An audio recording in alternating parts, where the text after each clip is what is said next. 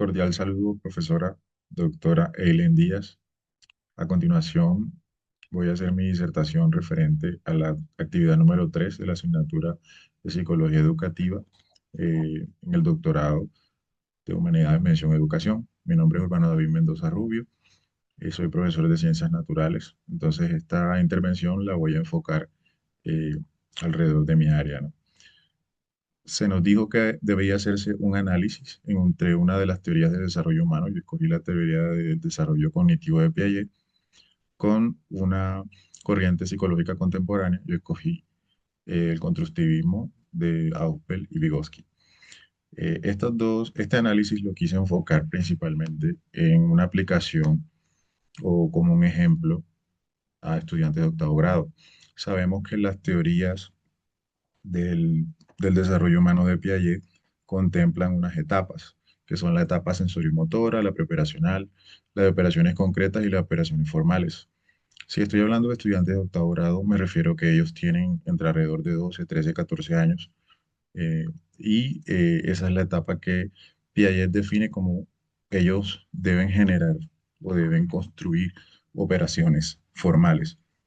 Entonces, la aplicación de este contenido, que en este caso para el ejemplo sería el del sistema nervioso, que lo enseño aquí en la diapositiva, estudiantes de octavo grado deben recibir, debo impartirles este conocimiento. Básicamente, para adquirir esas operaciones formales debe haber una metodología, una secuencia de 3 pasos. Siempre uno inicia la clase en lo posible, interpretando o preguntando, indagando cuáles son los presaberes que los estudiantes tienen referente al tema que uno va a tratar. En este caso, de acuerdo a la teoría de Vygotsky, se puede hacer una experiencia. Para el el sistema nervioso, yo trabajo una experiencia muy sencilla que se puede hacer en el salón de clase con un cronómetro y una regla. La regla se extiende, se deja caer y el estudiante abajo con su mano, por física reacción del sistema nervioso, trata de atrapar la regla y se mide más o menos los centímetros a los cuales el estudiante reaccionó.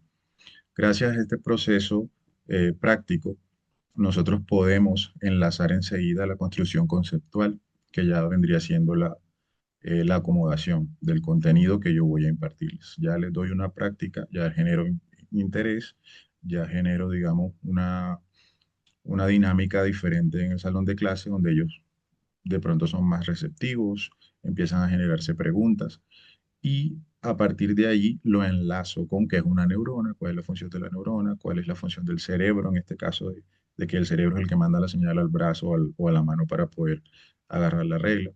Y a partir de ahí, una vez ya imparto ese contenido conceptual, paso al paso 3 que es el pensamiento abstracto. Es donde yo digo ahí, bueno, y si entonces, si sabemos que el cerebro a través de la médula espinal envía esos impulsos nerviosos a las extremidades para que actúen o para que reaccionen ante estímulos del medio ambiente, ¿qué pasaría si la médula espinal en un accidente se rompe y esas conexiones eh, se interrumpen indefinidamente o para siempre, que es el caso cuando las personas quedan inválidas, etcétera? Entonces ya los pongo a pensar y los pongo a reaccionar dependiendo de las situaciones que yo inicié en la práctica de la clase y enlazada con el contenido que les doy. Ahora estoy generando pensamiento abstracto porque estoy hablando de hipotéticos, que ellos, de acuerdo a la información que están adquiriendo, la procesen y me puedan decir de qué forma ellos creen, según lo aprendido, que esos hechos hipotéticos podrían afectar a ese paciente en ese momento. Entonces, esta sería, digamos, una metodología que podría utilizar Piaget, perdón, que podría utilizarse a partir de la teoría de Piaget, del desarrollo cognitivo en este caso. Ahora, si yo relaciono esto directamente con una teoría psicológica contemporánea como es el constructivismo, algo de eso ya dije respecto a que uno siempre indaga cuáles son los contenidos, los presaberes con los que estudiantes vienen a la clase, porque obviamente nosotros manejamos unas poblaciones que son de diferentes contextos, incluso de diferentes regiones, países, costumbres, etcétera, y de desarrollo de colegios anteriores, en fin. Entonces, precisamente Aufbel y Vygotsky colocan al estudiante como el centro de su propio aprendizaje. ¿Eso qué quiere decir? Que uno como docente debe ser un facilitador, un orientador, una persona que está ahí dándoles, digamos, las herramientas o la guía necesaria para que ellos puedan por sí mismos construir su propio conocimiento. He ahí donde radica la importancia de enlazar el conocimiento nuevo que uno le trae al estudiante a esos presaberes que ya ellos tienen. Entonces, si yo les estoy hablando del sistema nervioso, yo les puedo decir, bueno, pero ¿qué es para ustedes el sistema nervioso? ¿Para qué sirve? Normalmente me dicen los nervios, profe, los nervios. ¿Pero qué son los nervios? ¿Para qué te sirven los nervios? Te pueden mantener alerta en situaciones de peligro, pueden permitirte recibir sensaciones de frío, de calor, te pueden permitir identificar texturas, te pueden permitir eh, percibir a través de los órganos de los sentidos los estímulos que hay del medio a tu cuerpo y a su vez reaccionar a esos estímulos, que es lo que hace la función integradora del sistema nervioso. Entonces, a partir de esas preguntas y de esos ejemplos, porque definitivamente en este caso ayuda muchísimo los ejemplos cotidianos para que ellos puedan enlazar el conocimiento a, a situaciones que ellos tienen diariamente en sus hogares y en su desarrollo diario, ¿no? ¿Cuáles serían las situaciones que yo considero que podrían ser críticas en ambas teorías? En el caso de la teoría de Piaget, eh, podría verse limitada en el contexto social. Y en el caso de la teoría del constructivismo, podría ser una limitante que no puedan trabajarse este tipo de metodologías con cursos con demasiados estudiantes, demasiada población. Porque como se tiene tanta importancia en los presaberes, en los contextos, y los presaberes dependen de los contextos donde los estudiantes se desarrollan, de la familia, del barrio incluso, de las costumbres y todo esto, digamos que hay diferentes estilos de aprendizaje y no todos los estudiantes van a desarrollar un aprendizaje significativo.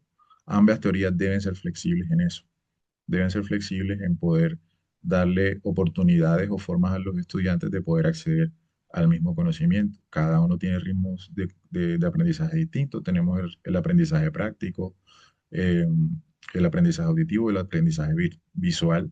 Y en este caso del ejemplo del sistema nervioso se ponen a prueba los tres.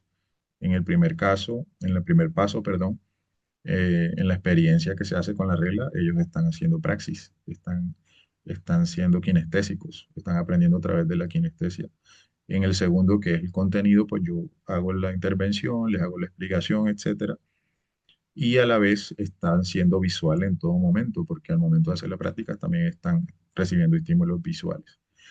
Entonces siento que el experimento es en la clase de ciencias completamente indispensable para poder entender los procesos y de acuerdo a la etapa del desarrollo en donde se cuenten nuestros estudiantes o nuestra población estudiantil, estos contenidos van a ser de mejor forma asimilables y van a estar, digamos, eh, tenidos en su cabeza, no de memoria, porque en eso radica el aprendizaje significativo, en aprender cosas que no se aprenden de memoria, sino que se manejan como unos constructos bien arraigados en nuestro cerebro, en nuestra memoria, sí, en nuestras capacidades, y a partir de ahí nosotros podemos a futuro desarrollar preguntas problemas, podemos ser más críticos a la hora de emitir opiniones, de poder desarrollar un lenguaje y una argumentación,